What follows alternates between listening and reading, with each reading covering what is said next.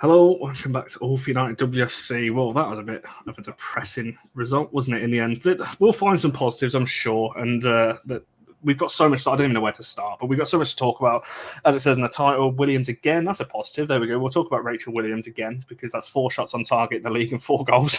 So pretty clinical, if you ask me, on that one. But yeah, obviously not the result that we wanted, that's for sure. That's 3 draws now in the WSL already, which is one more already than we had last season. So yeah, I'm sure we're going to get into all of that kind of stuff. We'll start, as we always do, with the lineup, because, and Barry, obviously, I'll start with yourself, because this is something we spoke about on the preview. We wanted to see players rewarded for great performances. Paris is the main one, obviously, from the 5-0 win over Everton. Not in the lineup and comes on with 2 minutes to go, which, not going to lie, annoyed me more than the fact she wasn't even starting in the first place. But yeah, were you happy with that lineup, or was it, I mean, to be honest, I think we both said on Friday it would be expected, for Jace and Mallard and Golden to come straight in. But yeah, was that the kind of lineup you were expecting? What were your kind of thoughts when you saw that? Well, wrong word. Yes, when you say expected, yes, absolutely, I expected him to do it. Did I think it was the right thing to do? No, I didn't. Is the honest answer. I was quite clear. My personal thoughts on it's just my football philosophy. I fully understand it's my opinion that there'd be hundreds, millions of people potentially out there that completely disagree with me. But from what I see in this level of women's football, you don't have the ability to rotate unless you have got like Chelsea, unless you are literally stockpiling all the Uno pick up 4 cards, unless you've got all of them and the pick up 2 cards and all of the ones that help you to change the suit. Unless you've got all of those, you're not winning. So that's the problem that we face, is that although we have got strength in depth, it's not Chelsea style strength in depth. And when you make too many changes, it causes too many problems. Now, to be fair to him, he kept the same midfield. He kept the same middle 3. So they had it. It really was just a front 3, like you said. And my frustration comes in from the fact that we all like Jace, and we all know that she's got the potential to go out there and absolutely smash it. But at the moment, she's a bit Woot Weghorst. She's out there. She's performing well. She's putting a lot of effort in. People generally like her. We can see how much she's trying, but she can't hit a barn door with a banjo at the minute. It's just not happening. She can't put it in the back of the net. And Nikita Paris has put 2 in with less minutes. She's stuck on the bench. Now, the world and his mate knows that I don't sit here and criticise Mark Skinner that much. But for me, that was an absolute faux pas. You can't do that. You can't take players out who play, because what incentive now has Nikita Paris got the next time she comes on? The next time she starts a game? Why should she bother going off and scoring 2? It doesn't matter. If I score 2, I'm not starting. Somebody else who hasn't scored a single goal gets to start in front of me. Where's the fairness in that? Where's the competition in that? It doesn't work. It's to me, that's the bit that's unacceptable. You cannot create a squad with just picking the people that you want to pick that aren't performing. Now, people are going to say, oh, what about Katie Zellum, Barry? You always say don't drop Katie Zellum. Well, that's because Katie Zellum is an absolute machine and the best midfielder that we actually possess. So, when it comes to that one. But for me, the front line shouldn't have been changing. It did change. And for me, that was just an atrocious decision. It shouldn't have happened. We should have played the same front 3. It should have been the same team. They scored 5 goals. Here we are against Brighton. We're a better side than people are giving them credit for, but not a good start. So, no. In answer to your question, Connor, I was not impressed. I was even less impressed when we got to the end of the match. And we still haven't scored as many goals as we could have. Yeah, we're certainly going to get to Jace and all the kind of details around that as well, because she said obviously not scored. She had a chance, obviously, off the post. Well, there's plenty of talk, obviously, around Jace. Jake, I see a comment. I'll come back to that and let Barry come back on that one when we get into Jace specifically. But Andrew, and then obviously Jess following this one, the lineup itself, surprise? Were you happy with it? What were your kind of thoughts when you saw that one come out?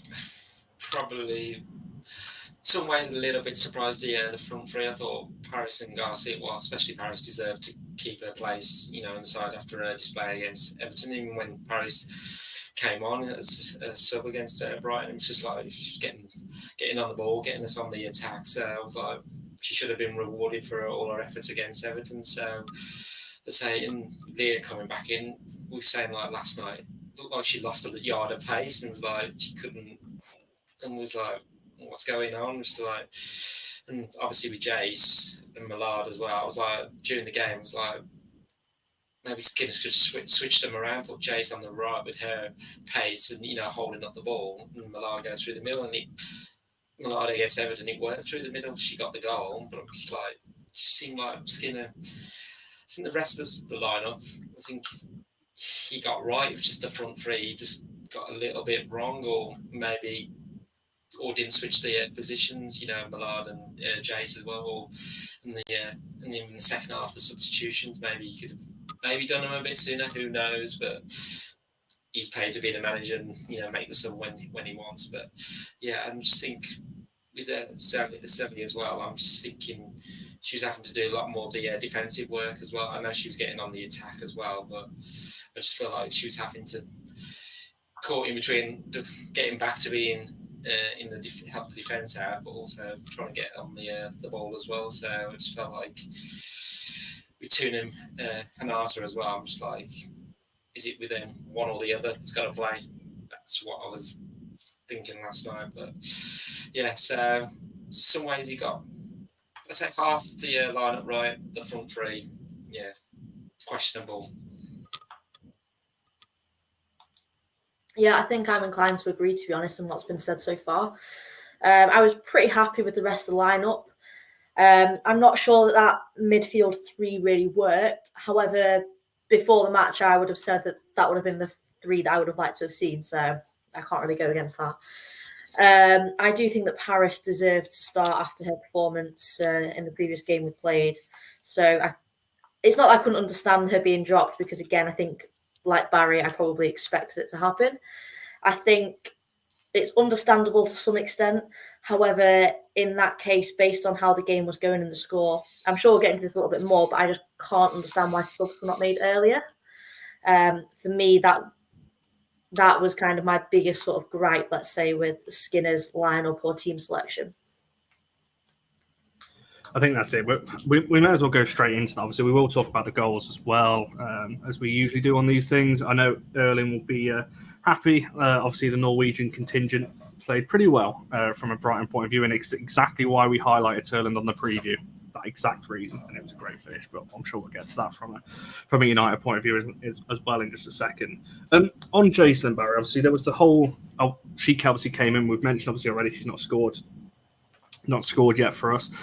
I want to incorporate the talk of obviously Mallard into this as well, because again we saw Jace down the middle. I say down the middle, she was dropping into midfield in the first half a lot as well, and Mallard out wide. Mallard's a player that has scored already, quite a few, obviously 3 goals already.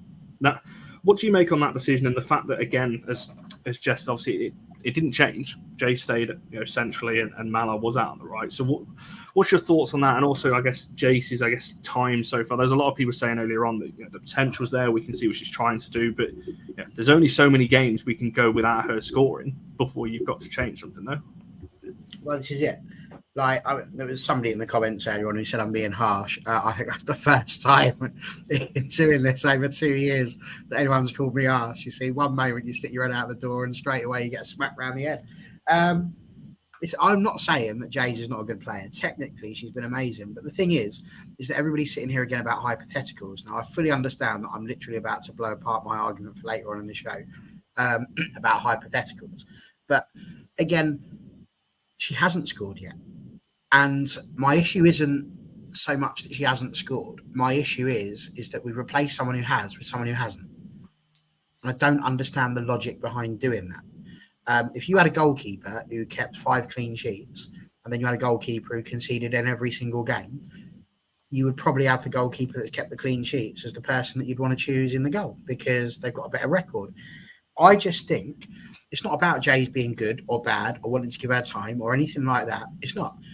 My argument is this, and I think it works anywhere. Let's put it into our own personal lives. If you were working really, really hard and you had some success, and somebody else who you see is still working hard but isn't being as successful as you, would you be sitting there and saying, do you know what, actually, let's just give that person a job. They can be the person that goes off to do that. The answer is no. You wouldn't, because your output is better than their output. You might both be trying as hard, but that's just the way it works. And So for me, the person that should have been coming on as a substitute to help chase the game is Jace. It shouldn't have been Nikita Paris. I've got no problems with Mallard starting. She scored goals. She's been an absolute machine up front when we've needed her. I don't think she was played in her best position. Potentially, it might have been better if Mallard had been through the middle and Jace had been more out towards the right. Didn't really happen that way. But I just don't think it was a great idea to make those changes, because it's the message that it sends to your locker room. Your locker room wants the ability to believe that if they perform well, they're going to get picked, that shirt is theirs until they lose it. And the minute you just say, well, she's Jay's, so she starts, it doesn't work. Like all these people that were clamouring last year for Vilda Bo-Risa to play, well, the reason she wasn't playing was because she wasn't as good as the other three midfielders that started. And I know that's hard for some people to hear, but that's just a fact. She just wasn't as good as those three. Didn't mean she was bad. She just wasn't in the top three at the club. And it's the same thing here. When you are in a situation of doing well, we said immediately when Vilda played and she did well, then she should start. And we said she should start over Toone. We said it on this channel. If we're not going to pick people on form, what's the point? What's the point? Why bother having strength in depth? That's what it's there for. It's so that if somebody's not performing well, you can replace them. And we're in a situation where she's starting now. She's played a few games. She didn't score. Nikita Paris came in, played through the middle, and did. So why are we not starting her? So for me, that's where the issue comes in. It's not that Jace is bad. Yes, she's going to need time. Yes, she can need all of that. It's not about being harsh. It's just being realistic. Like, again, if you're Nikita Paris, what do you do next time you get the start? All you can do is just keep trying. But when you're the one that goes to the manager and goes, well, listen, mate, I've scored 2. How many she scored? He's got nothing to come back with. Oh, but she works really well. You know, she's got some good strength. She's good with her feet. Yeah, but can she put the ball in the bloody net, Mark? Has she done that? Because that's what wins you the game. You don't get style points. It's not like diving when Tom Daly does all his flips and spins and he gets a 7.9, right? That's not what we're doing. We don't get judged by that. Judged by how many times you put that ball in the net. Paris has done it. Jace hasn't. That's just a fact. I think that's it, isn't it? When you talk about... it's a real tough one, this, because I think I agree with the comment earlier on. I think that RC made that Jace more a creator, and this is where, Andrew, obviously, why I'm asking this question, the fact that, for me, Jace will be better on the right, because you've got a finisher in the middle. Jace clearly can beat a player. She's brilliant on the ball. She's got a pretty decent cross on her, but at the moment, as a forward, her finishing ability is letting her down. Obviously, the one off the post is a little bit unlucky, but I would expect a forward of her ability to score that. She had a couple of other ones after that where she gets into the box and passes when she should probably shoot, and then she'll then have a chance on the byline which she'll shoot from, and it's like, why are you shooting from there, but you didn't shoot earlier on? So it's that decision-making, for me, that's really letting her down. What's your kind of thoughts on that? And in terms of, in this particular game, the fact that, again, Mallard was out wide and Jace was down the middle?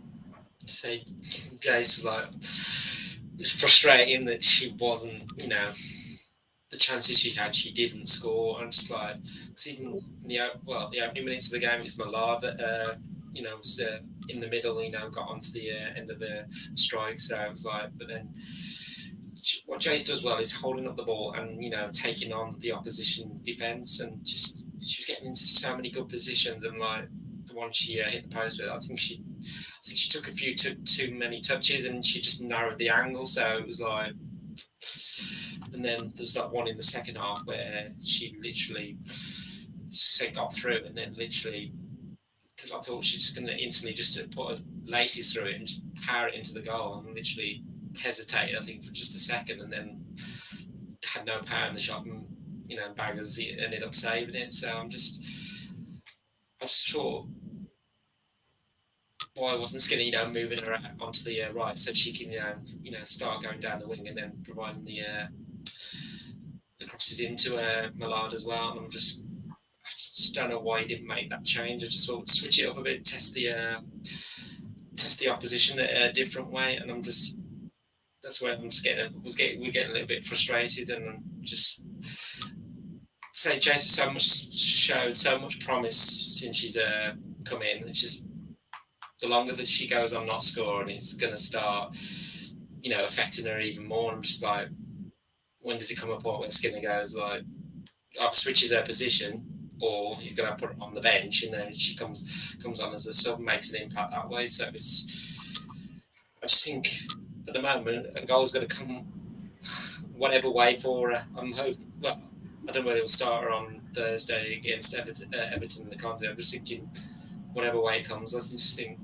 that first goal will be so important for her, and hopefully it just starts a run for it, whether she's playing through the middle or on the right. So it's just we're just going to give it a little bit more time, but at the same time, starting to run out a little bit as well. So it's where do we go next? It certainly is. And there's quite a few comments that I want to get to. Just firstly, obviously, before I do, welcome. Obviously, if people don't know, that is Miriam. She scores bangers. If you haven't subscribed to her channel, why? Go and do it. She's just in a latest video, I think it was on Spurs. She did a brilliant video on the Ballon d'Or as well, which is definitely worth the watch. If I had to recommend a video, that one is definitely worth it. So, we've got YouTube royalty in the comments tonight. So, make sure you go and subscribe to her channel. Do that, and then come back here and watch us in just a second. Jess, for yourself, and obviously you're talking about Jace and things like that. There was a comment, I think Imara put it a bit earlier on, talking about obviously Paris was the one that came out. This comment here, maybe it's a decision if Paris can create 5 chances to score 1. Jace maybe creates 15 and scores 1. Obviously, take your chance with higher chance created. What's your kind of thoughts on that in terms of what Jace is offering the team right now? And would you have swapped her and Mallard in terms of putting her out wide and Mallard down the middle? Yeah, I'd definitely put her out wide. I think we're in a bit of a difficult time because whilst it is early days, we've not really started the season in the way that most of us would probably expect us to have done. So I think no matter how you kind of look at it, how you think about it, there's always going to be some level of kind of disappointment with the fans.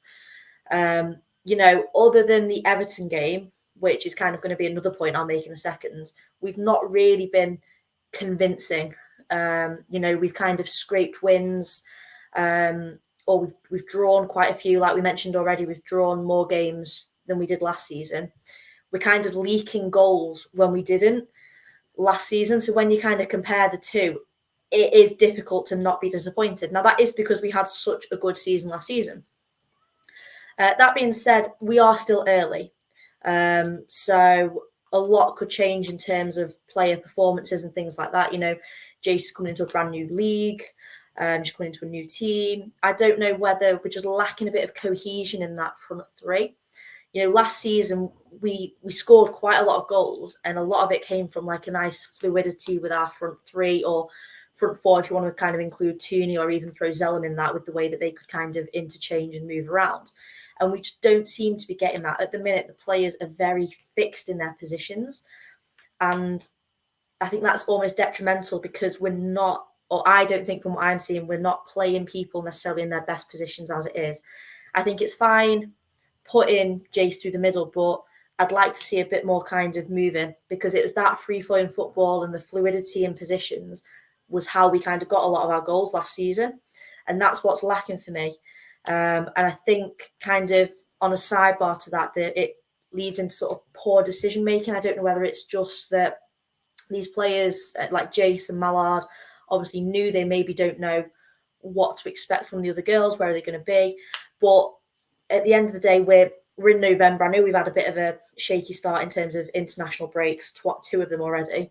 They've probably not had that much time together, but I'm expecting a little bit more, to be honest. I really am, because whilst I know the international breaks are painful, it's painful for everyone. We're not the only team, but we just seem to be a little bit slow, kind of off the mark. But I am hopeful that things will change. We've seen some really great signs of Jason. If she can just sort that kind of final touch out, the final little bit of decision making, I do think we'll have a quality player. But we can't really afford to kind of give up too much time to waiting for her to kind of be fully developed in that role. We need a striker who is fully developed right now, because we don't have one, basically, and we cannot afford to go much longer playing how we are. We really can't. I think that's it. Very quick. Diego Forlan in the men's, and how long we had to wait for them to score. But we don't have that time. This is what Jess is saying. I totally agree. We don't have the time to sit there and wait for Diego Forlan to score a penalty. We mentioned. Well, that was a player I mentioned on the coach last night. It was like how long it took him to scoring his first United goal. Like, I think it was it nearly 20 odd games before he actually scored his first goal. So as I say, we can't wait that long. Yeah, there's just physically there's not enough games in the WSL. Already drawing 2-3 games, it's not good already because there's just physically not enough games to kind of make up for it. And when you've got a team like Chelsea that just run away with it every year, although they often have shaky sort of starts, you don't want to be in a position when you're basically relying on other people to drop points, because that is kind of a dangerous game to sort of play.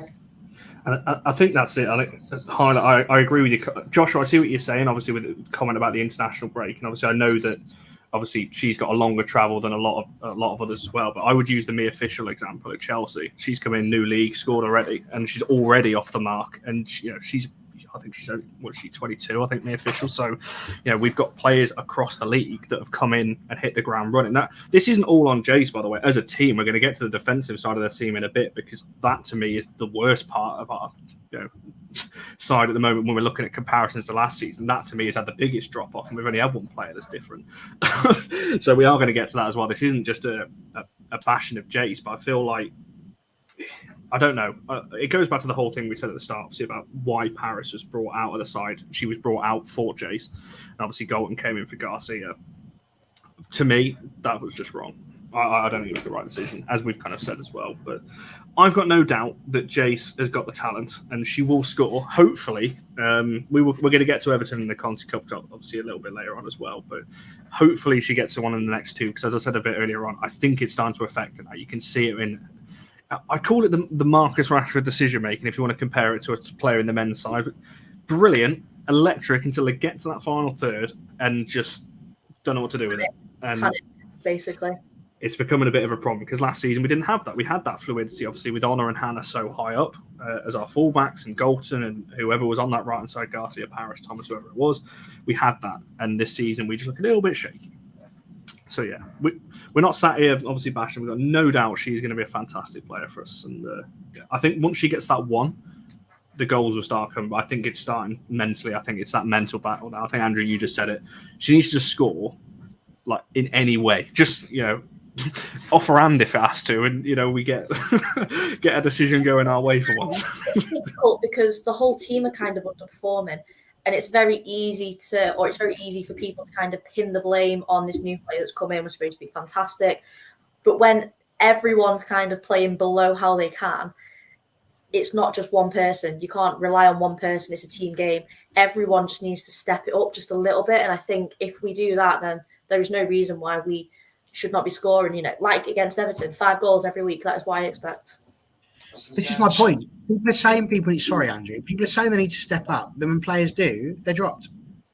Next game. And this is my point. Paris has stepped up. She scored 2 goals. She's on the bench. I'm not claiming that if we'd have started Nikita Paris, she'd have gone on and scored a hat-trick against Brighton. I'm not saying that.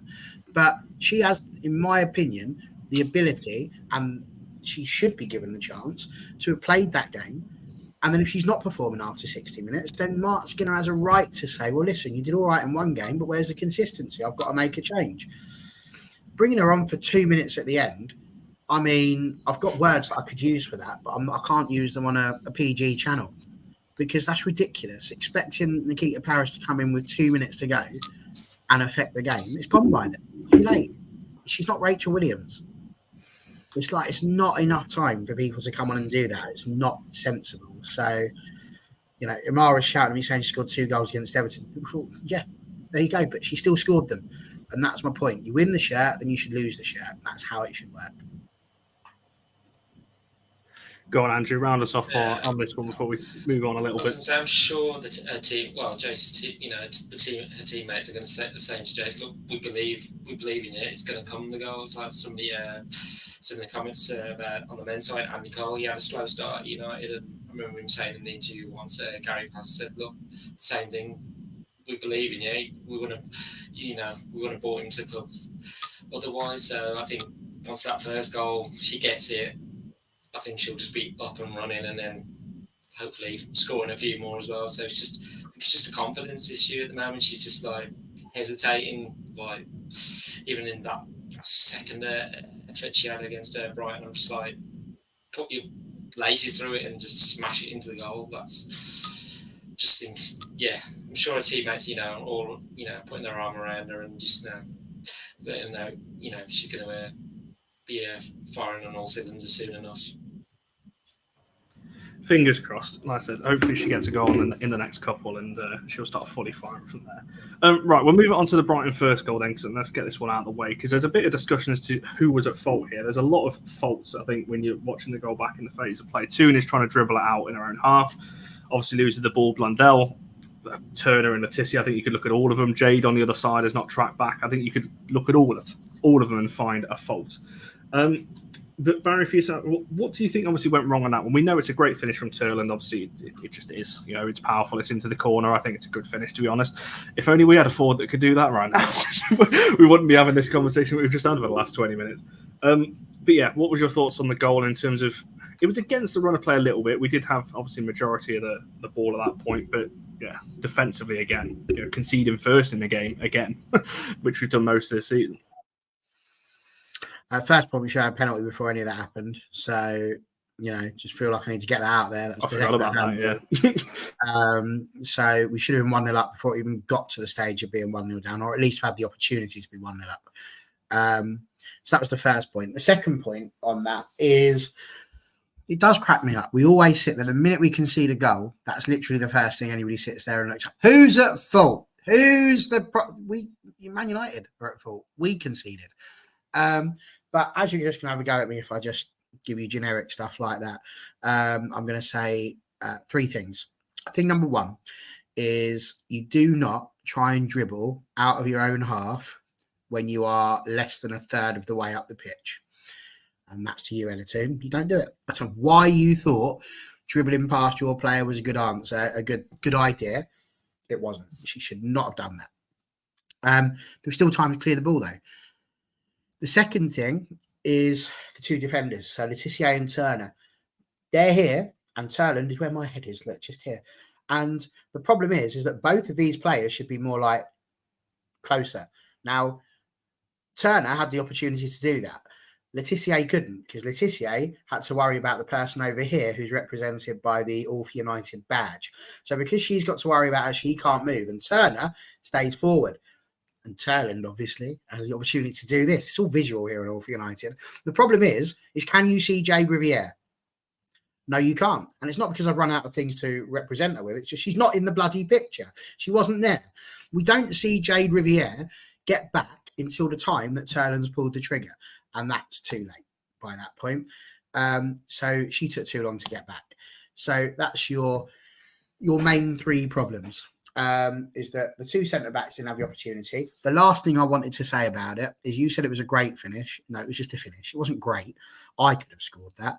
And I very rarely say that about any goal. You're on your own with 0 pressure. All you've got to do is hit it. I'd have been disgusted at myself if I missed. And even against Mary Earps. So I'm not having that. Not a great finish. It was all right. I think the one would have scored that. She's got her back to goal. One touched on the turn. It's not hard to turn around, Connor. It's not a pirouette, is it? It's not ballet. I'd say I thought she put in a really good turn, to be fair. She's second top scorer in the league for a reason. In terms of like turn shoot, I thought that was a decent finish. I'm kind of with you, Connor, on that one. I can live with decent. Decent's a good word. I will say that we're going to talk about great finish later. We kind of gave them that opportunity. So, like, whilst it was decent, it was only really decent because we allowed it to be. We gave them all that space. Yeah. Anything to else add on this particular goal, Andrew or Jess? I don't want to talk about it. No, it was, like I say, it was a decent goal. I think we talk about kind of team goals. This was the literal opposite. This was a team mistake that led to an opposition goal. You can point the finger at half the team, I think, on that one. Yes, Toone shouldn't have lost the ball, but she did. And there were plenty of players behind her to cover that mistake for her. So even though she lost it, that should not have been a goal. It was just poor positioning, I think, from the defence, really. Just to add on that, I think we was sort of given a warning sign like a minute before Brighton actually scored, because Toone was put through on goal and Letizia had to make the challenge. You know, it's almost like the chaos then just begun, and obviously they pressed us high up the pitch. If we'd have scored that goal like that last night, we'd have all been raving about it. It's just they nicked it high up the pitch, they did, and the ball through. It just, as you say, split Millie and Mayer apart, and it's just like I don't know whether May had already been booked before that goal, so I think she was, you know, hesitant not to make, you know, another mistake, because we were just fearing that she might. We said, oh, she might just get sent off. She does something more reckless, but yeah, just say Toone found the space between our two defenders, you know, put it away. So you can see Mary wasn't very happy with our defence last night. Say a few expletives were literally said in the game, which we saw. I know. I made a quick gif of that, and it was all over Twitter within like 5 minutes. I literally, when she went down, she said, I literally looked at her, and she just uttered that expletive. I was like, oh, she's not happy. I mean, understandably, which, you know, we will get to Mario, because I feel like she deserves her own little section because she was exceptional in the game as well. I'm going to tie in the Brighton second goal in this, because I want to talk about the defence as a whole, because it kind of ties in, because it kind of links to this comment here, you know, talking about the corners. Now, I put it in a, I think it was our group chat when we were talking about, do we actually practice defending set pieces? Because to me, every single set piece Brighton had looked like it was going to go in. And I guess, Barry, for yourself, in terms of, we've spoken about the back line a lot. Now, I think we've conceded 6. We're already over halfway to our tally that we conceded last season. What do you think this back, for the most part, obviously Gabby George started the season, but that 4 out of the 5 is exactly the same as last season. Zellum's still in midfield, Toone's still playing in midfield, Galton's still on the left. It's only really Mallard, Jace, and Miyazawa, and obviously Jade at right back, that is changed in that. That's not enough for me to go from one of the best defenses, not just in the WSL, by the way, in Europe, to now conceding in nearly every single game and look like conceding lots in every single game as well, particularly from set pieces in this one. What do you think it is that's going wrong? And obviously, if you want to tie in the Brighton second goal, by all means. Well, it's confidence, isn't it? At the end of the day, when you're not conceding, you're confident. When you do start conceding, you become less confident. That's just how football works. And you know, listen, the Brighton second goal, you said, do we practice set pieces? Well, maybe Brighton do. You know, maybe they practice the taking of them, and actually that's maybe why they're so good at them. It can be difficult to defend set pieces. I'm seeing this more and more the more time I spend in the Stevenage dressing room, all the things that they do and how they change the set pieces week by week. So they've got different ways of attacking and different ways of setting up. And actually it's quite scary. They're a bit like, to me, they're a bit like the sort of the special plays that the American football people do, because they're just constantly looking for, we're going to do this play now. And it's just interesting to seeing how they choose who they're going to aim the ball for. I thought their corners were superb. What I will say about just general defence is that, you know, sometimes you concede and you can't really blame them. It's a good corner. You know, I don't recall us having this conversation when Russo scored a header against Arsenal. None of us cared whether or not it was a good corner or whether there was defensive problems. It's just a corner goes in, it's on the person, and it went in. Exactly the same thing here. Mary Earps did not deserve to concede from that corner, having just made a superb save like seconds earlier to give the corner away in the first place. Maybe she should have held it. I don't know. But yeah, I think defensively, the problem you've got is confidence. Onabatier was a big loss. I think the palaver around Mary Earps at the beginning of the season hasn't helped. And I'm not convinced that she has committed any time to Man United. And therefore, if those sort of rumours are to believe that she hasn't signed a contract or she's not going to sign an extension, then we're in a bit of a problem, because, again, those players are going to be worried about, is the stability, who should be at the back. It just causes doubts in your mind. And when you get doubts, that's when you start to concede. So I did feel that the injury to Gabs might have helped in the end, purely because we had the defence as it was with just Jade swapping at right back. But then when you tie in people not necessarily tracking back as well, it's just not helpful, is it? It's just not helpful at all. So I don't know that I can give you the answer you're looking for here today, Connor, on what's going on with the defence, other than to just say that I think there's a lot of reasons for it, and it's not just down to, one thing, but if I had to pick the biggest thing, I'd say it's confidence. It's simply that they just don't feel unbeatable. When you feel unbeatable, you're amazing. When you feel, like you can be beaten, it's amazing what your mind does to you. Second guess everything. Yeah, I think that definitely plays a part in it. I 100% agree. Obviously, I said a minute ago, we're going to get to Earps, but yeah, definitely, I think the stuff over the summer has not helped because it does affect the dressing room. Speaking of, Jess, I want to come to you with this question because obviously you are the one of us on the panel that has played and are continuing to play. You've come out of retirement, you've done a Paul Scholes, and you're back playing again now. So, I want to do. Who for? This is forget everything else. I will be back at some point. I'm currently battling with an iron deficiency at the minute. So when I'm not on here, I'm basically either working or asleep because I'm anemic. But as soon as I'm not anemic and, I get my iron levels back up, then yes, I have been roped into joining my old team again. Yay. So that's my Sundays officially just gone out the window. I'll wait to talk to you about that off the bit. Anyway. I know. But the question I wanted to come to you, obviously talking about the defence as well, but also Miriam's put a very good question in here, obviously talking about somebody who's not, I guess, on the playing squad, but on the coaching side. Martin Ho obviously left over the summer, and the team he's gone to are keeping clean sheets, week in, week out right now. Do you think that's a factor, or do you think the players on the pitch have to kind of, because as I said, it's pretty much the same backline. Does a coach make that much difference if they're moving on and obviously the evidence is there, keeping clean sheets at the new side? Yeah. I mean, realistically, yes. As from what I saw, obviously on social media and stuff, and this is a little bit of kind of guessing because we don't really know, but they really seem to get on well with Martin Ho. Everyone spoke very highly of him. And I think along with kind of him leaving, I feel like United in general, there's been quite a lot of disruption. And whilst I think we all want to sit here and be like, yeah, but that shouldn't affect the team. These are professionals. It's not that simple. If you had just any job, if you go into your workplace and it's just a little bit disrupted, you had a really important boss that everyone looked up to, was really good, really helped the team, and then suddenly left, that is going to have an impact.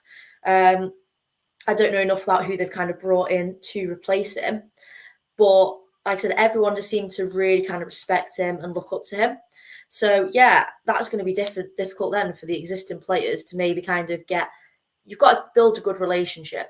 So it's going to be difficult maybe for existing players to kind of build that relationship again, especially like in such a short space of time, really. You're only looking at kind of pre-season.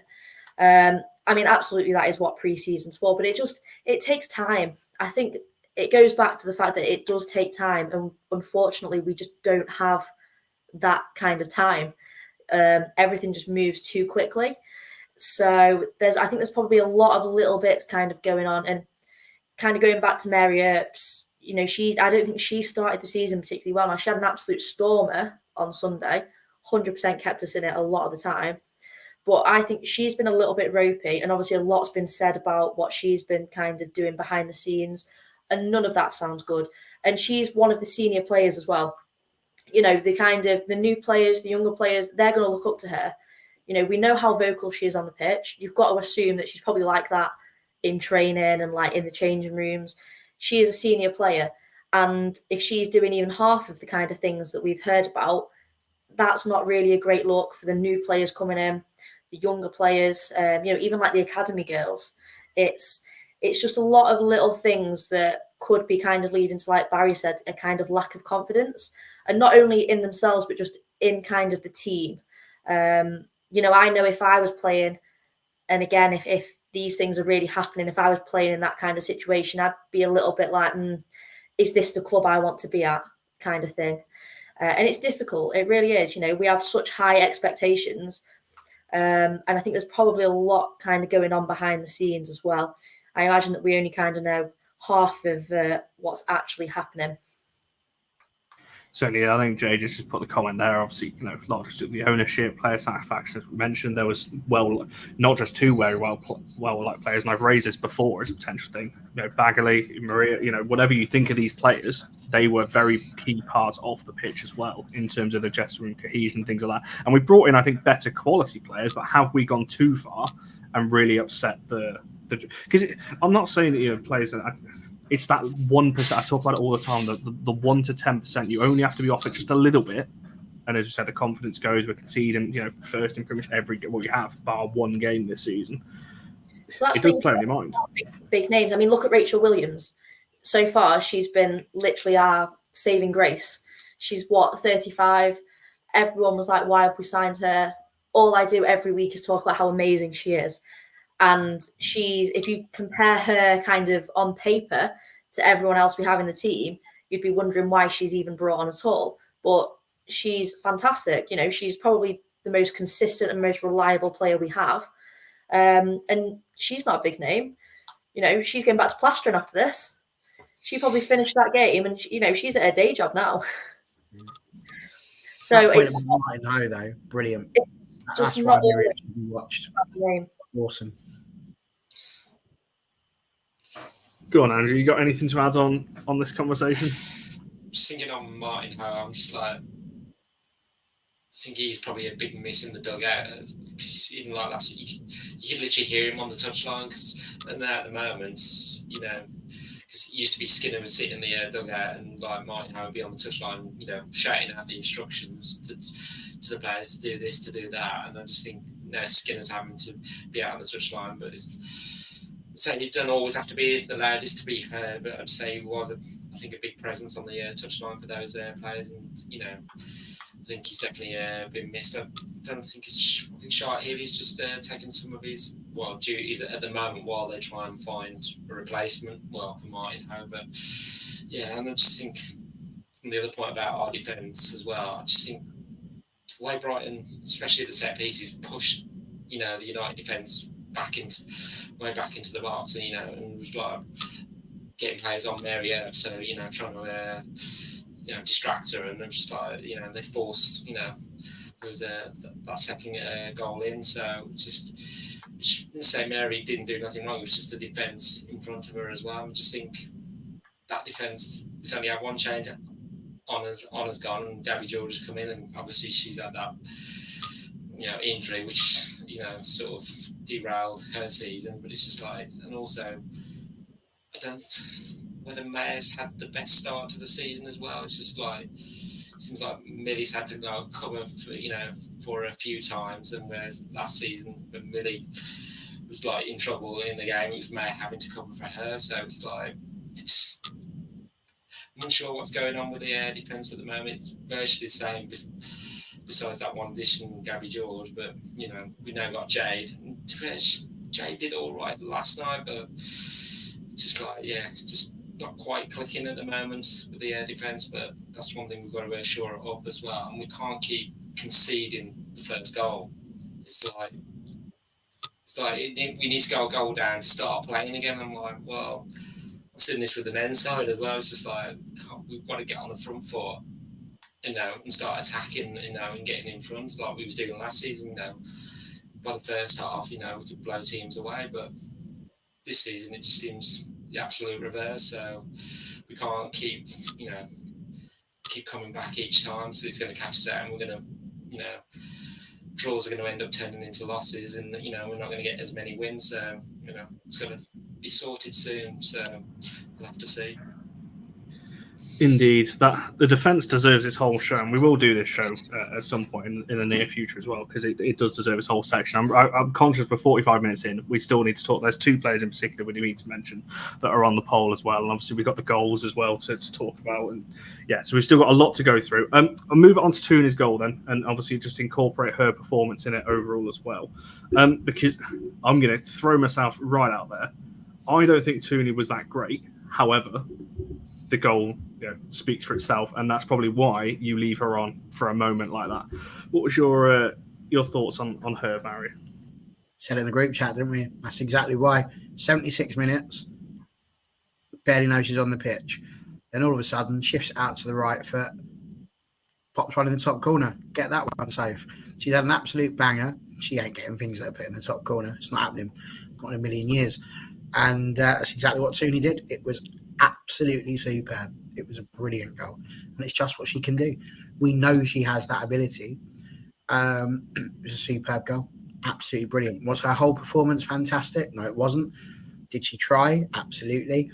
You know, some might say it's made up for, you know, her part that she had in the goal that they'd conceded prior to it. But no, for me personally, I don't really have too much to say about Ella Toone in that respect. You know, it was a brilliant goal, just what we needed to put us back into the game. It was just disappointing that we couldn't kick on properly from that and get ourselves another goal, and we had to end up going behind again. But for me, yeah, absolutely superb goal. You can't take that away from her, and it's just what she's got, that ability to pop up and nick a goal. Yeah, I mean, Jess and Andrew obviously on this one, and I guess the importance of it, that's pretty much over a year, I think, or it's coming up to a year since she last scored in the WSL. So I guess the importance of her getting that one and just the goal itself is one hell of a finish. Yeah, and I think similar to kind of what we were saying earlier about Jace, you know, when Jace scores, hopefully that'll kind of be the floodgates opening and her performance picking up. I'm really hopeful that's kind of the same with Toone. I think she's been struggling kind of quite a while now, to be honest. So I'm really, really happy for her to get that goal because she's one of my favourite players. Absolutely love her. I think she's fantastic. And moments like that do just show why. It's just we do need to see more of that now moving forward.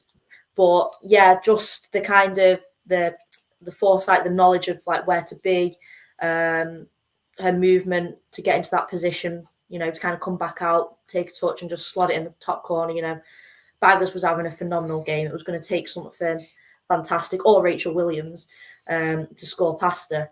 So for me, absolutely top draw. Like Barry said, the other kind of 70 odd minutes of her performance weren't great, but I don't think anyone was particularly fantastic. So at least she kind of bagged a worldie. In fact, it was actually so good that my brother, who I'm not even sure understands that women can play football, actually texted me to say what a goal. And I was like, oh my God, you're watching. I think he just turned the TV on and it happened to be on that channel. But I was quite impressed all the same. So Toone should also be impressed. Yeah, it was a brilliant strike, and what made it better was it Galton did really well to seal the ball high up the pitch, and Skinner was shouting, you know, press even more, and say pass into Toone at the edge of the box. So they say when she hit the ball, I was like, that's rising up, and thought Baggers isn't going to get this; it's going straight. And I thought, say pick that out of the net, Baggers. So I was like, it was brilliant waiting now because she hasn't, as you said, hasn't scored in a while. So, but in terms of her performance, Toone's, yeah, it was ineffective until that goal, and I just think, I don't know, it's where I felt like when Garcia came on, she started to, you know, come into her own a little bit more. So maybe she plays well when Garcia is on the pitch. I don't know, it's just feel like hopefully that goal gives her a bit of confidence, you know, and you know her form just picks up. It's been a bit up and down over the course of the last year, so it's just like, yeah, we'll have to see. I don't usually bring comments like this up, but surely you are joking. You know what? I've watched this person over a lot of shows, and I think you're trolling us. I don't think you're a Man United fan. I think you come in here because I have not seen you put a single positive thing about Manchester United whatsoever. So I've reached ignore status with this person. Honestly, like the stuff you come out with. I mean, I was going to say a lucky shot is like something like deflected or something, you know, didn't expect it to happen, or the player didn't expect to do it. Don't get me wrong. Like you'll hear my thoughts on the Equaliser in a second. That I still wasn't happy, and I'm still not happy with a point. But it's not a lucky shot. Sorry. Oh, I mean, it was a banger. It really was. I was going to say no, not having that. But yes, I don't know what to move on. Let's move on to the second goal. Then Next goal. Rachel Williams, as I said earlier, 4 shots on target she had in the WSL. She scored all 4 of them. We saw this last season with her. She came into games, and you know she openly said in her post-match interview as well. She said this a lot, that she knows her role in the team, and you know that Mark literally just says go on and score, and she does. But yeah, Barry, I mean, it's her again. Like every single week, we're seeing her come off the bench, pretty much every single week, and scoring goals. And you know, she only needs that one chance. And I guess just her impact on this team in terms of, again, salvaging support and making sure that we're still one of the only 2 teams that are unbeaten at the moment. I mean, it's just a work rate and a work ethic. And actually, I think that's where being a plasterer really helps her, because when you're a plasterer, not that I've been a plasterer, so sorry if I offend any So you plasterers. speak of experience there. Nah, the only plasters I put on a first aid. But when you're a plasterer, my understanding of these sort of trades through having family members that have done that is that that's literally your job is just get in, get it done, go home. You know, there's no bells and whistles. You're not sitting there trying to add any frills onto it. If your job is to come in and do the plastering, that's it. Get the cracks done, sorted, wallet, plaster on, job done. I've had my cup of tea. See you later. Thank you very much. Where's my money? And that's it. It's in, out, job done. And that's exactly what Rachel Williams then brings on to the football pitch. Same thing. They asked her a brilliant question afterwards. Well, not quite a brilliant question. When are you going to be starting, effectively? You know, have you been saying to Mark Skinner, when can I start? Because using the same idea as I said about Nikita Paris, she's scoring the goals, so why isn't she starting? This is why. Because you know, when you're a tired defence and you look to that bench and see the number coming up and you go, oh my God, it's Rachel Williams. That's horrific. It's the same sort of thing that Ole Gunnar Solskjaer had. He was all right when he started, but when he came on as a sub, he was absolutely unreal. Same thing with her. It's just what she does. She comes on, she works hard. You talk about the 4 shots on target. She's had 6 shots in total. And that's the thing. So only 2 of them went off target. So she knows where the onion bag is. That's just not even a drama. So I think she's just unreal. My problem is that we rely on her too much. And this is the thing. You know, you bring on Rachel Williams, you bring on Nikita Paris with a couple of minutes left. There's a big difference between the two. Rachel Williams has form for scoring goals at the end. Nikita Paris probably needs a bit more time to warm up. So I agree with this, Miriam. Death taxes and a Williams last-minute goal. Brilliant. Now, what I will say, I know you're probably going to get onto this in a minute. It's a last-minute goal. So as far as I'm concerned, celebrate that like we'd won. Absolutely no problems whatsoever because we didn't lose.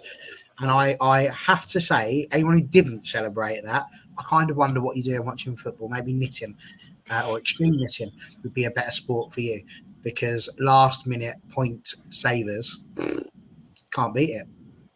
I tell you what I was doing, Barry. I was still complaining the fact that we, I don't know on that one. I didn't even know. I will digestive in my tea. I will buy somebody a pint at a game or a soft drink if you want, if you can work out who made that meme because it wasn't me. But we posted it yesterday. I'll get whoever can guess who it was. It was an AFU contributor, so it's somebody that you see on the channel. These guys don't even know. I posted it yesterday. Only they're probably not going to be watching this, but yeah, it's somebody that comes on the channel pretty regular. They've been on quite a few times this season who made that, and they've got quite a few more that I can use throughout the season now as well. That I'm waiting for the right moments. I like you just got them like backed up. You got like a whole little album for them on your camera roll. Yeah, they've been sending quite a few across, and there was quite a few made from yesterday. Some of them that I thought, oh, that's not going to go down well if I tweet that. So, yeah, I thought I'd stay clear of that. But yeah, if anyone can guess, I'll be amazed if you do. But yeah, it's an AFU contribute. That's all I'm going to say on that one. I just say I don't. Like not by us, you didn't, and I presume that's why you're still here watching us. Because I don't concur with that at all. I think what I did say is that it shows how much we've come on. That you were quite happy to draw against us, but no, absolutely not this. Like you celebrate a last-minute equaliser, like God Himself has just granted you another 10 years life. Yeah.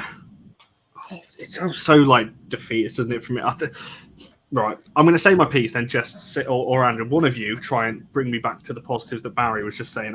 But for me, it's as I put on my tweet yesterday, last minute wins are great. You enjoy it in the moment, but then it still was for me. That's not enough because it's the third game, and I know what people are saying. You know, we don't know. We could go and do the double over Chelsea and win the rest of it, but I'm basing it off what we've seen so far this season. We've dropped points in 3 games that we didn't last season. So, although that was great for 30 seconds, I'm still we're still not winning. It's still not enough. And that's why, to me, I didn't celebrate as too much. Because I'm a draw's better than losing. We're still undefeated. But to me, we shouldn't have been there. But, yeah, go on. Go on, Jesse. Were you the same as me? What was your thoughts? I mean, my thoughts, right, I'll just have a little mini rant for a second. My thoughts were, it was a really late kickoff. I might have been hungover. I might have been, let's be honest. It was a Sunday night and I just didn't need any more disappointment at that point. I'd done nothing but like eat McDonald's all day. I just needed a bit more positivity in my life, and it was not enough for me. Although I absolutely love Rachel Williams, obviously. Actual God, fantastic, love her to bits. But yeah, I feel like I spent all day just trying to stay awake for the game. And yeah, it was a little bit disappointing for me in the end, because I think you were 7 cheats to the win. It's not like you were just struggling in general. Like, you know, you was a bit. Yeah, I was just already not in a good way, to be honest. And I was just sort of relying on United to perk me up, and especially with it being a Sunday, you know, it's Monday today, back in work. I needed a little bit more positivity. And in the end, I was just thinking I should have just gone to bed, basically. So I'm really sorry, Connor, because I know you wanted to be cheered up, but I can't. I was also. I'll put it back eventually. I'm sure Andrew will, because he was there, and I think I said this to you guys. I think if I was there, it feels different because you're in the moment. You're with a load of people as well. Watching it on your own in your room is a bit like, yeah, it's a bit different, isn't it? Yeah, I mean, when Rachel Williams doing what she does best and putting the ball in the back of the net, when it went in, it was like, I just remember just jumping on Mark in front of me, just going, yeah, we scored the equaliser. I remember Charlie running down to the front as well. I was like, yeah, and then I thought, well, afterwards I thought, we've got a bit more time, we can get another goal. I think we did have one more chance after that, but yeah, it's just like, yeah, Rachel Williams is just, she said she knows her role within the squad and she's happy with that. Almost why I don't want her to retire at the end of the season, because she literally comes on and scores goals, and that's, you know, that's what we need in at the moment. We just need our other strikers to, you know, start firing in the goals as well. But yeah, of course we all celebrate that equaliser. Yeah, it's just when the full-time whistle went after that, it was like, yeah, it was just like we just dropped 2 points there, or we gained a point. It was like, yeah, I thought at least we didn't come away from that game, you know, losing all 3 points. So it was just like, yeah, it's just a little bit frustrating, but yeah, got a lot of love for Rachel Williams, as we all do. So yeah. Right. I've been saving this rant up for some time, Connor. But keep it under 2 minutes, will you? We've got a lot to talk about. I've got to throw it in, and I'll show you why I'm going to throw it in. Connor's got no idea I'm going to do this. So, but like, I've just read it from High Lane. Oh, we've bottled another game. Williams scoring just meant we got 1 point. We're lagging behind Arsenal and City. We're 6th. Chelsea are already out of sight. Like, can we just have a moment here? I thought he was exposing our chats to recognise, has that worked? Can you see the WSL table? Yeah. Oh, I knew. I'm going to have a counter to this, so I'll let you say your piece, and I'm going to counter it. This is absolutely unbelievable what you're all trying to tell me here. There's 5 games gone. There's 17 more games still out of sight. They're 4 points ahead. 4. We're 1 point off of second. Look at that. 1 point. Moves up 4 different bits. Had we won the game, we'd have been second. And would we be sitting there then going, oh, everybody's out of sight, the world's terrible? No, of course we wouldn't. We absolutely wouldn't. That just made me more depressed then. It was all the grey bits for draws in comparison to all the green bits. But you're not looking at the right things. There was a big 0 there in the bit that said we hadn't lost any games. The only other team to have that, Chelsea. Now, the part of my rant that I want to go on is everybody's talking about these high expectations. Based on what exactly? Based on what? I'll tell you what, the men's fans really wind me up at times with how they talk about how Man United have dropped. But at least with that, they're talking about a team that's won 20 Premier League titles and 3 European Cups. What have we won as a women's team? What have we won that is putting us on this pedestal where we all sit there and go, damn it, we should be winning the league? Where's that come from? But do you not get the expectation after last season? You know, we finished record points tally, FA Cup final, and we've already. At the beginning of the season, will we win it? I said, no, we won't. We'll finish second. I wasn't as confident this year because of the changes, because I knew that we might take a little bit of a thing. This is absolutely mental that we are putting this level of pressure and expectations on people that have never won it before. This is madness. You wouldn't do that in any other sport. If you were to say to me, let's get a striker in who can do well, you'd pick someone like Sam Kerr. Based on what? Because you've seen her score it. You wouldn't have picked Rachel Daly before last season because you hadn't scored many goals. So And now she's not doing anything this season. Just enjoy the bloody thing. It's wonderful. It's football. And if we beat Chelsea twice, how much sweeter is that going to be to go 2 points clear? I think from people. Give your head a wobble. It's all good. But I will caveat and just say, when we sat here this time last season and saying how great things were because we were winning, we were only 5 games in then. We don't know how the rest of the season is going to go.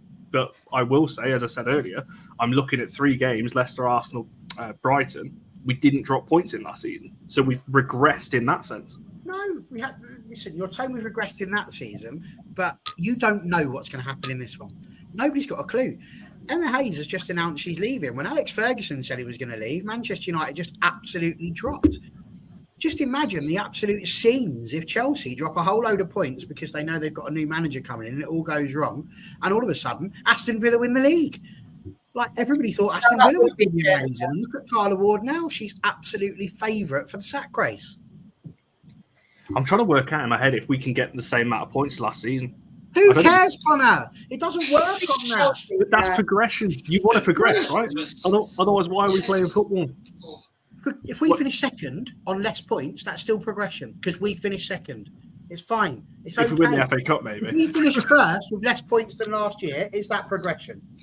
Or are you going to go, do you know what? It's brilliant we won the title, but we've done it on less points. No, my point being about the points is I think we're going to need that again to challenge for the title because the league's getting better with the teams at the top and whatever. So I think we're going to need similar kind of points if we've got aspirations of being at the top. It's a sensible point, but it's not a guarantee point because we don't know what's going to happen. They could draw the next 15 games. Yeah, and I think Heine's point, we've got to then the games that we dropped points in last year. If we want to go for that again, so we might not. But if we don't beat Everton in their next one, then I'll happily come off of this channel. Not a problem.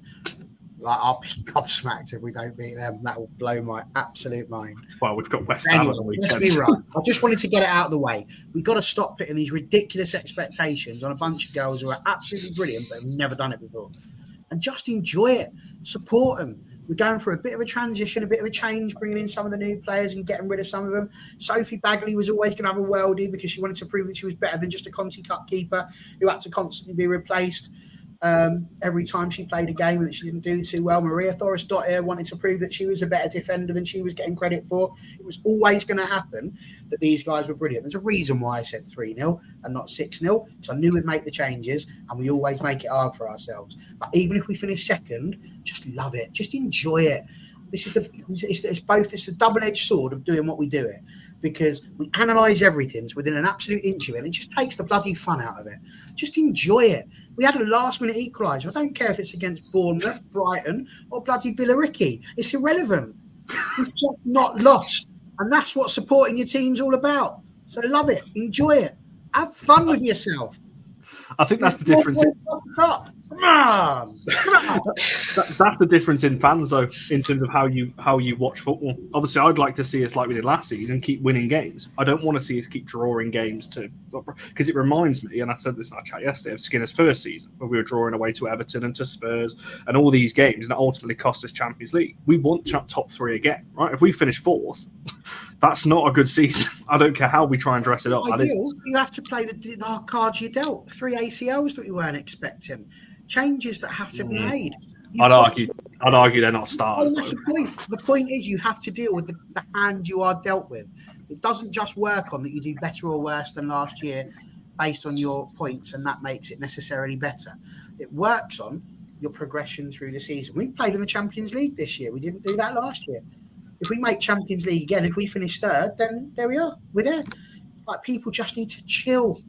Just chill your boots. Don't get so excited over it. Me? Oh, Jess, don't you be telling me to chill on here. Come on. You were just after some of your messages. We'll have an ASU exposed and start putting the WhatsApp messages.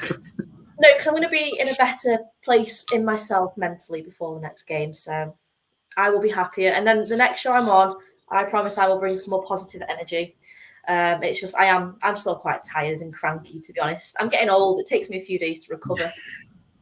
I just wanted to very quickly answer Anton's question. So is it? Oh, sorry, 2 seconds. We're not a big club. We're not a big club. This idea that we're a big club, we're not. Just because we're Man United and we've got the name Man United, we are not a big club.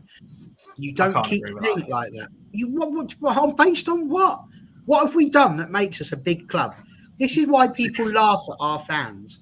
Because we sit here and we start talking big above things that we've not done before. We win a trophy, start doing stuff, then we've got a reason. There's a reason why Chelsea and Arsenal try and banter us as much as they do. It's because they've actually won stuff. I get that, but you can't have the season that we had and then all of a sudden have a massive drop to fourth, which We haven't had a massive drop. We might end up winning the league and doing all these great things. We don't know. Imagine. I hope we win the league with 4 points less than we won this year. And I'm going to remind you that was a terrible season and that we should have had 5 points more. It's fine because, Barry, we're going to do the double over Chelsea, right? Exactly. I said this in the chat. Double over Chelsea, no problems. It'll be fine. It'll be fine. And it'd be nice to do that while Emma Hayes is in charge as well. That's good. It's the last game of the season, isn't it? Emma Hayes' last game. Imagine. That's going to be one of two ways. Either they will absolutely batter us or we will finally beat them. I was going to say, in some ways, if Chelsea are going to win the league and we're not, I hope it's wrapped up by that final game so they just don't care. So we can do something quite funny on Hayes' last game rather than them needing that win for the title or whatever. So, yeah, I want to be able to celebrate that one. We need to beat Chelsea this season. I said that before. I hope we do because we've come so close. You know, the one draw and the one goal margins, like it's there. But funny you say that, Paul. I was speaking to a Chelsea fan about this earlier. That is one of their aims. You know, as fans, they want to try and go and beat them. It's not been done for a long, long time. It has been done, but how can they go and beat them when they're going to lose to us twice? Exactly. Be positive. I'll be positive when I see it on the page. What I'm seeing at the minute does not fill me with confidence that we're going to go and beat Chelsea. All I'm going to say, Connor, is last year you spent the whole year going, well, he's wrong, and you were believing at the end. Like, just trust me. It's just football. Just love it. Enjoy it. It's a game. It's brilliant. It's wonderful. I'll enjoy it come Thursday. When we kick off again, I won't even be thinking about any of this. But 24 hours on, well, we're not even 24 hours on yet from yesterday. But sorry, I've derailed your show. No, to be fair, we wanted to have this conversation anyway. And looking at the chat, it's very split. You know, people are agreeing with you, people are agreeing with me. I think it just depends on how you view. And I get it. It's my opinion. It's just me, but it is soul destroying to just constantly see people getting upset. Like, I saw somebody calling Skinner out just because we've lost a game, and yet when we win a game, you don't see them all like, "Oh, Skinner in, they're amazing." Like, I used to banter my mate Mark because he'd constantly go Wenger in whenever they won, and then whenever they lost, it's Wenger out. Honestly, it was like a blinking yo-yo. It's just, honestly, just love it. Just support your team. It's wonderful. I don't know about that, Jay, because the men's side aren't doing too great right now. So I'm not entirely sure whether that's the process. Listen, I appreciate where he's coming from with that, and I'm just going to agree. Anything to do with hair is, it's a touchy subject. It is. So getting cut tomorrow, though, finally. It's been about 2 months, so be shortened out for the next show, whenever that is going to be. I've got no idea. Yeah, we don't to mention that. That's for the men's channel. Go and subscribe to that if you haven't already, by the way. Just all for United. You'll find Barry over there as well. Well, they're not coming now, are they? Is there any other comments to bring up before we look to, I guess, change this conversation back to... Just scrolling up to see if there's any questions for us that we kind of went over in those last kind of 10 minutes. I did briefly bring that up. I think Amara's right. I think we need Chelsea to do really well, basically, in the Champions League. Otherwise, we're going to lose that third spot because obviously United not being in it, City didn't qualify last season, Arsenal now not qualified. We need Chelsea to kind of go pretty far. Otherwise, that third spot is going. I don't think next season. I think it's the season after that. I think it's in danger of going. So, or if they don't do well next season, we need all three English clubs to get in it next season and do really well because that spot's going. Otherwise, which is a bit of a shame because the whole Champions League is going to get revamped anyway at some point, isn't it? So you've got about 10 minutes to vote on the player of the match, Paul, if you haven't already. So make sure you jump on that one. The final kind of player I wanted to mention, obviously, Mary Earps, because a player, she started the season iffy. I think it's fair to say. We could probably argue that she's been culpable for a couple of the goals. But Jess, I'll throw it to yourself first in terms of what did you make on her performance? Obviously, she made a great save just before their goal. A couple of saves in the first half. She had one at the bar as well. What would you make on her overall performance? And was that Earps back to what we know she can do? Yeah, I thought she was pretty fantastic, to be honest with you. I don't think she could have done anything more, particularly for either goal. I think the second goal, we kind of briefly alluded to it, but I think it was really unfortunate, that second goal, because she had just pulled off such a good save that it's just, I just felt angry for her that we then immediately conceded. But yeah, for me, she was probably my player of the game. She really did keep us in it. She made some worldy saves. And for me, that is kind of what we now come to expect from Earps. So I'm just hopeful that that's her kind of back to her best now. I don't know whether she's maybe been struggling a little bit, obviously with kind of things we mentioned earlier going on behind the scenes, and also the kind of lack of cohesion maybe with that back line. She's kind of been left a little bit more exposed than last season, but she really, really did step up at the weekend. So hopefully that is her back. Yeah, and Andrew, for yourself, what do you make on her and obviously Barry finalise the Earps talk for this one, and we'll get to player of the match in a second? Yeah, definitely a good game from Mary last night. The save she pulled off, especially that second half as well. There was two that she tipped onto the bar. It was like the first one she did. Was like, I thought, was that gone in? The way the ball dropped, because we were at the other end. It was like, I thought, well, they haven't called it, but I thought that must have been a good save from Mary. And the one just before, well, we conceded as well. It was like tipping it onto the bar. It was like, and so I could see Mary getting frustrated with the defence not doing their job as well. I'm just like, well, that's the Mary, just shouting out, and with the defence as well, just like getting to push out a bit more as well, which I don't think they did well on the set pieces with the corners. I just think the defence, Brighton made sure they were just like pushing us all the way back. So, but Mary was just like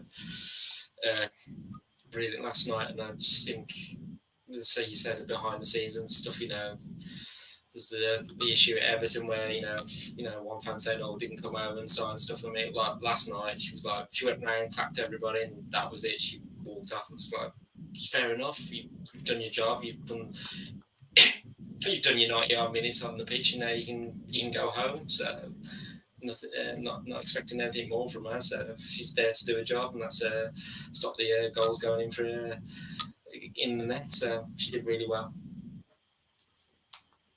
I tend to agree with that. I think there's a lot of people at the moment saying that she's susceptible to lobs. I mean, you can put pretty much the vast majority of women's goalkeepers in that situation due to the fact that they are generally a little bit smaller than the male goalkeepers, so they are more susceptible to being lobbed, but it needs to be put in the right place. If you just kick it over their head, it doesn't work so much always. You look at Zinsberger at the end of the Arsenal City game. She made an absolutely superb save, again, up high, but it was central and towards her. Mary Earps made some amazing saves yesterday. She was really, really good.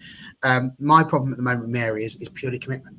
If she's not going to be here next year, I don't like the fact that we're keeping Mary Earps where she is. I think that if she's not going to be here next year, as I've said before, regardless of how good she is, then we just need to move her away from the goal and start blooding through the goalkeepers that we want. Because if we don't, nightmare. We're putting ourselves in a position where we'll be starting next season without having bedded in our goalkeeper, and we've got the opportunity to use this season to do that. So I think for me, that's one thing, but there's no context as far as Mary Earps comes to this week. She was just superb, absolutely unreal. I've never doubted that she can compartmentalise everything that's going on and that she goes out there and gives 100%. I've never doubted that. My problem, like I say, is just looking to the future when it comes to Mary. But for me, it's a tale of two goalkeepers. They were just superb yesterday. Sophie Bagley stopped everything. As much as we're talking about a 2-2 draw, we could have been out of sight. We genuinely could have done. We had enough chances that Sophie Bagley, especially towards the end of that first half, just unreal. Like, she was just stopping things that I said it myself. I went, where were you the last few years? Like, she's been brilliant during some matches, but my God, she was like a force field. It was like she was Gandalf. Like, you will not pass. That was it. It was not happening. So, yeah, I think brilliant goalkeeping from both sides yesterday. For me, yeah, Mary's just a progression thing. Are we going to be keeping her or are we not? And just leaving it till the end doesn't work.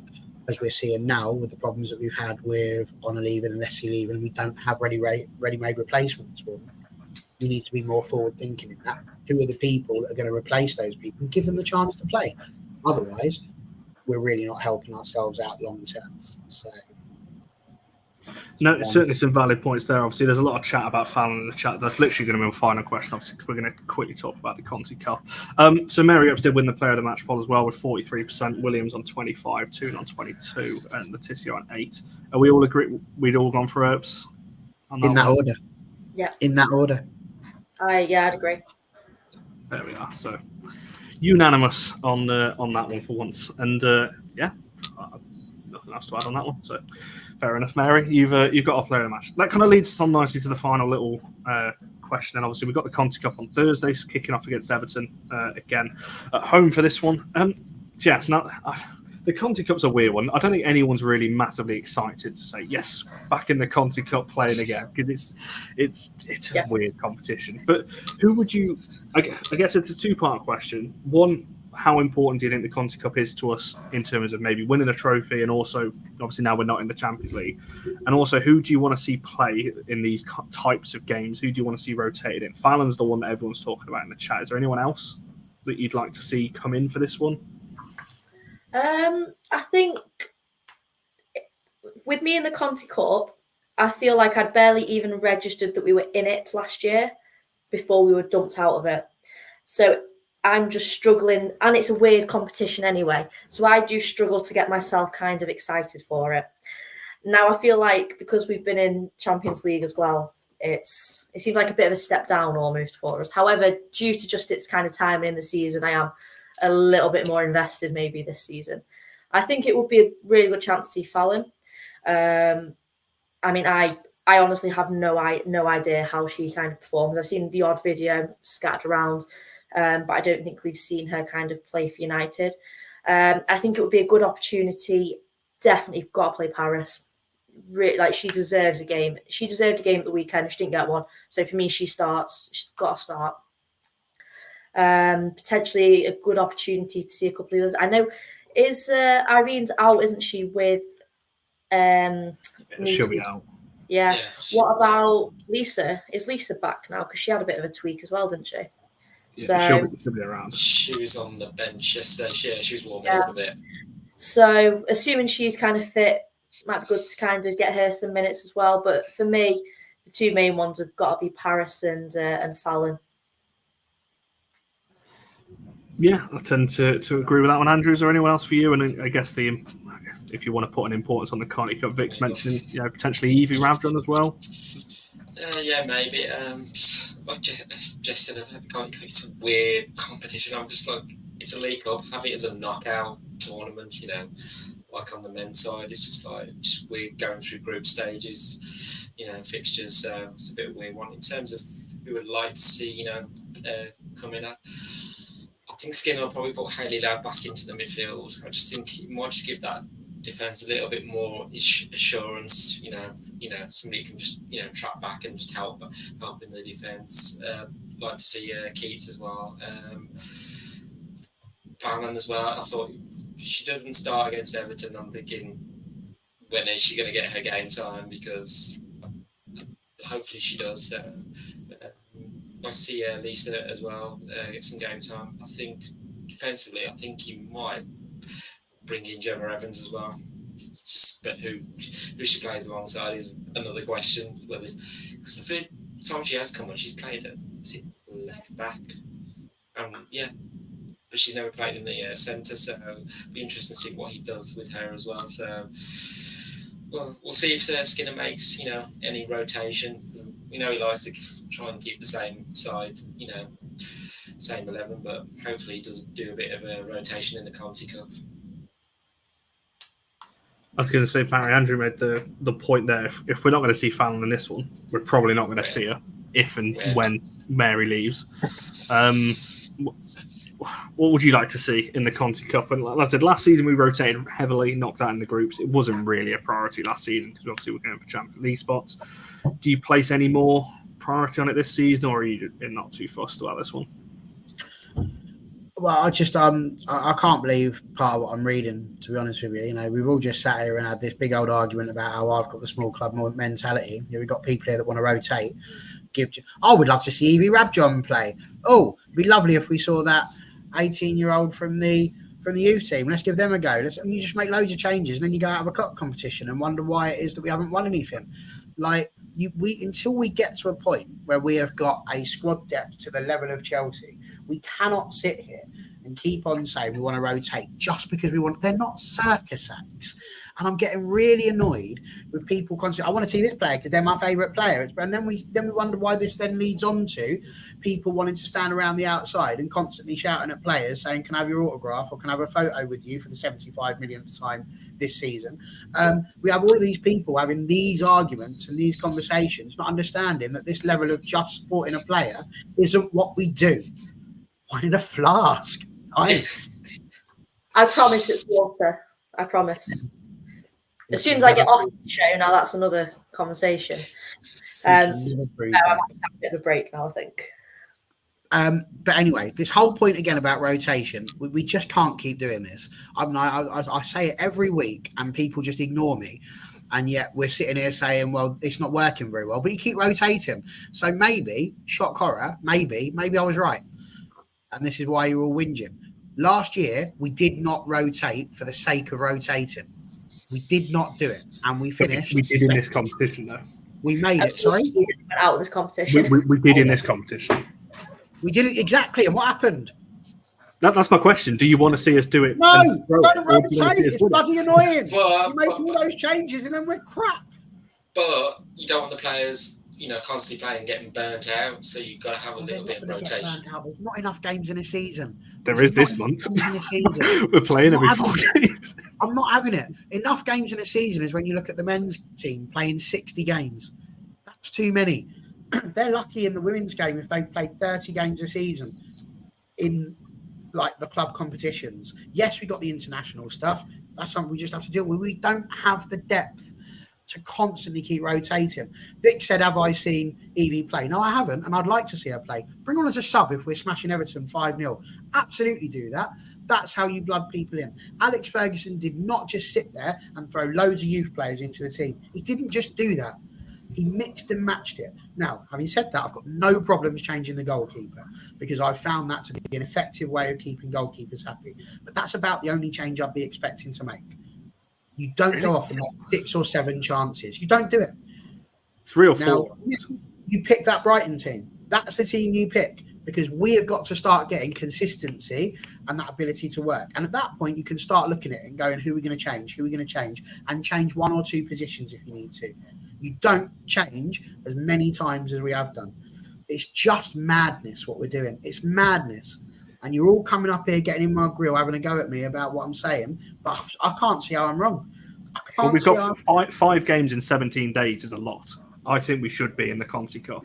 Not wholesale. I'm not saying we should be doing what we did last year and change a whole 11, but 3 or 4. Lisa's got to come into me. Paris has got to come in. Garcia has, and Fallon at the very least. Because otherwise, why have we got them? They may as well not play. Because there's no point. Did I not explain myself well enough for the Paris situation? Paris plays, if she doesn't do well, she comes off. But one of them is a sub. They don't just start. What have they done to earn it? But can you prove yourself in 10 minutes? So if you say let's say you're right, and I don't know, let's say it is the same team against Brighton. Paris comes on for 5 minutes at the end. How can she prove herself enough in 5 minutes to say she should be starting the next game? Absolutely, she can't. But then that's the point that your starting lineup hasn't done the business, and they should have made the change a little bit earlier. Don't give them 5 minutes. I said that about half hour ago. You don't just sit there and give Nikita Paris 2 minutes and then go, go on then, love, have a go. Like what's she meant to do? I don't know. I think for me, you should be rotating in this competition because I don't think we've got another chance. Then rotate it. And when we go out of the Conte Cup, I'm not going to even try and make you feel better about yourself. I'm just it's all your fault, Connor, because you. Depends how you're feeling about the Conte Cup. Me personally, I just don't rate it as a cup because I know it is one that counts, and it would be nice to It's see a it. cup. But A chance to win something, Connor, Oh, which no. everybody keeps telling me we want to do it. I think my issue is, or my argument is, I don't think, other than Mary Earps, who is probably the one person I would definitely drop and just to change the keepers, not a single person on that pitch convinced me that they should be starting the game on Thursday. Everyone to me was below par or below what they can do. So, you know, some of the players on the bench, Paris, Garcia, they've played well in previous games. You know, we're not talking about kind of dropping the entire 11 and throwing the kids on. These kind of changes that we sort of mentioned, for me, there should be no reason why they can't just fit into this team and start. And if they can't do that, then we need to be asking questions about what they're doing in training, because these are all high quality players that were starting for us last season and have started games this season. There is no reason why they cannot slot into that team, in my opinion. I think that's my point. You know, Paris and Ladd in particular and Garcia were around the side last season. It's not like we're throwing all the kids and the new signings in. You know, No. these are players that are established and should, as you said, if we can't bring them in for a game like this. I'll just point they're out, never though, gonna play. you spent an entire season telling me that Garcia's better off the bench, and now you want her to start. In this So can game, somebody yeah. just make the world make sense? I think Garcia's better coming off the bench, we said, and now we're going, oh, let's start her. Like, what are we doing? In this game, yes, not in the WSL. Oh, but we just start with the Conte Cup then. It's Everton. According to Imara, she could score a hat-trick against Everton. So why don't we just put Salvages Joyce up front? That'd work. I'm pretty sure when you see the Everton team, it will be heavily rotated, and it will be a lot of their like. I hope it is. reserve So then we players can and stuff. smash them, make the changes at half-time. Wicked. Done. But here we go. But do you not agree that the likes of Paris, Garcia, Ladd are capable of smashing Paris, at yes, half-time? and she started Brighton. I said that. Ladd, no, because that wasn't the midfield that won at Brighton. You start the team that won 5-0 Won at at Brighton? Brighton. That's the best we've played. Sorry. I just want to say One that against Garcia Everton. started that game against Everton. Just point it out there. Say again? Garcia started the game against Everton. So then she starts. That's what I said. Start the team that played there. But I'm just pointing out, everybody's sitting there and going, oh, yeah, start Garcia. But then you all sit there and go, well, she's better off the bench.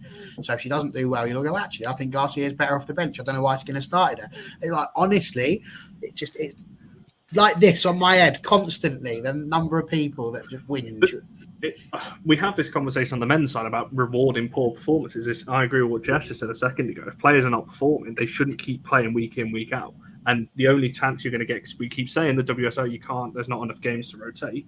The only chance you're going to get that's outside the WSL, so you don't keep dropping points, is the Conte Cup to experiment a little bit and try these kind of players out. Otherwise, you're never going to get that chance. But we're not talking about a mad experiment. We're talking about first-team players anyway. I understand the argument of like Evie Rabjon and stuff like that. You know, fantastic player, going to be amazing, but, you know, potentially not ready to start right now. Garcia, yeah, I think there's an argument that she's kind of better off the bench. But to me, it's very similar to like Russo in the World Cup or the Euros, whenever it was. You know, she was great off the bench, but then she also, you know, how long do you keep them just coming off the bench?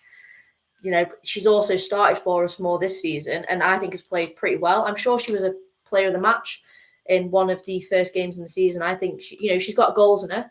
I think, yes, there is an argument that she's better off the bench, but I wouldn't say that it's like she's absolute garbage when she starts kind of thing. There's no reason why she can't start and perform. And I just really like her, to be honest, as a player. I think she's really good. So maybe I'm just biased because I like her. No, I think that's it. As I said, we're not talking about wholesale. I don't want to see us wholesale because, as I said, I'd like to still see us win because I want to see us win some games. But I don't think Paris, Garcia, Fallon and Ladd is wholesale enough to me, because you've still got your spine. You still have, well, obviously Earps aside, but you still have Letitia Turner, you'd still have Zellum and Toone, whoever he decides to go for, you'd still have Mallard at top. I still think that's enough, and it should be, because I agree with Jess. Otherwise, why buy these players? Because otherwise you're just never going to use them.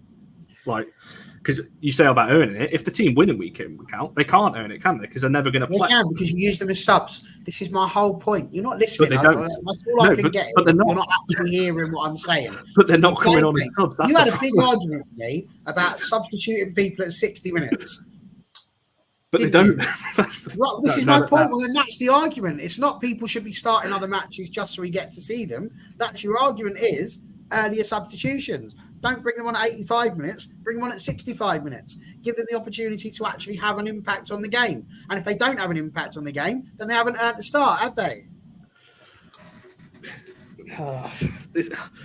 I agree and disagree because I think, yes, the argument there, the sub should be earlier. I said that right at the start of the show, Paris coming on so late baffled me because it's why? Like, it's just a token thing at that point. But equally, as I said, I don't know. For me, you do change it around. We spoke all summer about the great depth that we've got in this squad. And now we're sat here for 5 games in, as you said earlier, Barry, and we're already saying that we don't have depth. That can't be right, surely. Like, not to the level that's required. Not to the level that will be required. There is depth, but there's not. You're not replacing May Letitia with another May Letitia at centre back. No, I'd agree with that. When you compare us to the other teams have been kind of dominating, it's not even a competition in terms of depth.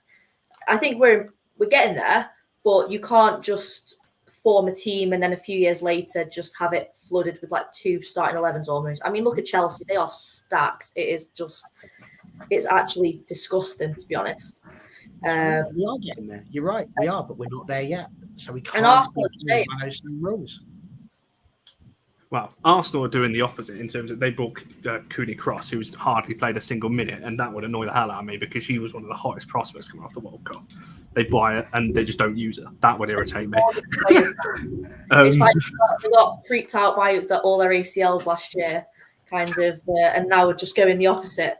Let's just get everyone. It's certainly going to be interesting to see what happens on Thursday. As I said, I think Sporty made the point earlier on that we are in a tougher group than we usually are in the Conte Cup. Not that mattered last year, as I said, we could not out in the groups anyway. But it is an all WSL group, obviously with Leicester, who we've already dropped points to this season. Everton, obviously City in there as well, and Liverpool, who, to be fair, look a better side this season than they did last season, and they were already a decent side last season. So, yeah, I don't know. Whatever you think about the Conte Cup, that's what these debates are about. And you see, we're all friends. We don't have to go off and I'm not going to suddenly block Barry's number and and do all the rest of it. Really, you're not going to do that? Oh, that was the only reason I went off. I thought it'd get me some heat. Yourself, I'm blocking all of you, and you'll never hear from me again. Indeed. I don't even know what to wrap this show up with now. We'll be back at some point later in the week, obviously with the game on Thursday. So the match reaction / preview for West Ham will be on Friday. Because games coming thick and fast on that one. So, we've got plenty to look forward to there. We do have something coming up, which will be enjoyable, and you'll see it. It won't be on here, but you will see it coming very, very soon. That's being done next week. So keep your eye out next week. It's a massive week, actually, next week, because obviously we've got this thing that I'm referring to. Obviously, the Content Awards as well. So thanks to everyone that did vote for us in that. That awards night is next Thursday. And then the Manchester Derby at Old Trafford next Sunday as well. So, albeit it's the start of this week, the next 2 weeks is very big. So we shall see how that progresses. This thing, are you finally reading the story on Jack and Ori? God, can you imagine? That would be no one would watch that.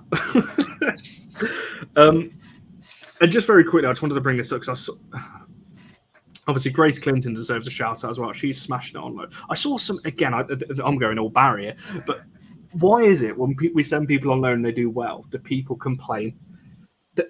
That's like saying, oh, why have we loaned them out? That is literally why you loan them out so they get experience, do well, and come back to us a better player. The Martha Thomas one is killing me. But then she's playing in a preferred position through the middle. She played through the middle or on the right. So, and she's getting constant game time by Clinton as well. So, and I'm sorry, the pressure's different at Spurs. Yeah. Well, I'm not having this, and I don't want to get into all this really, but let's be real. Martha Thomas for us was not that great. She can't say she didn't have chances for us because she did. Clinton though, the chance at Aston Villa. Oh, that cost us Champions League. Still play that in my head every week. Oh, that game was so infuriating. Do you remember, Andrew? Oh, and you were there, Barry, as well, weren't you? Yeah. Stood in the... Oh, my life. That was a bigger near miss than you and Ethan Mannion, Connor. We should have been like 3-0 up in the first 15 minutes of that game, I remember. I was like, yeah. Oh, Emma, don't start all that again. Yeah. Let's not go again. But yeah, no, it is great to see Grace Clinton doing really well on loan. And as I said, she's going to come back to us a better player and give Mark Skinner even more questions when it comes to the midfield because she keeps The smashing answer the way to she Mara's does. question is Spurs don't have a bunch of players sitting there claiming that they should be winning the league and finishing second and getting more points. They're just quite happy not to get relegated. They're doing well. They're doing really well this season, aren't they, Spurs? So certainly look a better side than last season. See, I'm not liking all this Thomas bit, and I'm still glad we got rid of her. I've got to be honest. There's a couple of players that left over the summer that I'm not, but she's not one of them. Players can be good, but they just don't fit into a team, and that's not a problem with the team or with the player. Like some people just don't mesh. The fact that she's gone away and is now playing really well in another team, great, good for her. Really happy for her. 10-10, you go, girl. Happy for you. But just even if we took her back now, it does not mean that she would then perform in this United team. And, she could have gone to another team. She could have gone to Villa and not done what she's doing. She clearly just fits in with that system. Got a lot of confidence. Really great. Dead happy for her. No regrets from selling her or anything. Because, like I say, even if she stayed or went somewhere else, that's not ever going to say that she would do what she's doing now. So, fantastic for her. You do, This you go. thing here about Villa, spot on. Like, look at that. Rachel Daly was the top goal scorer in the league last season. Kirsty Hansen was apparently the best player in the league last season. And now look at them. Like relegation fodder. And you want to talk about a regression? You want to talk about a massive drop-off? Aston Villa's the place you need to be looking, not Lee Sports Village. I should hope not. We shall see. It's been one hell of a debate over 90 minutes or so. As I said, keep an eye on the channel. Make sure you're following the Twitter account. That's where you'll see a lot of the upcoming news as well. There's something exciting coming into next year as well that's progressing along. So we've got all kinds of things coming up. I don't think we're just sitting around having these shows. We've got plenty going on in the background. Why else do you think Tom's had his haircut? To be fair, that's a good point. Right, perfect timing for the awards night and this other thing as well. So yeah, got to be done before then. Yeah, so plenty coming on the channel, as I said. But yeah, next live show probably Friday. Give us a few days to get that one sorted, and we'll have the review for the Conte game and obviously talking about West Ham. And then back next Monday and we do it all again. Hopefully Charlie will be back though, because Charlie's not been on for a few weeks now. I can't remember the last show Charlie was on, to be honest.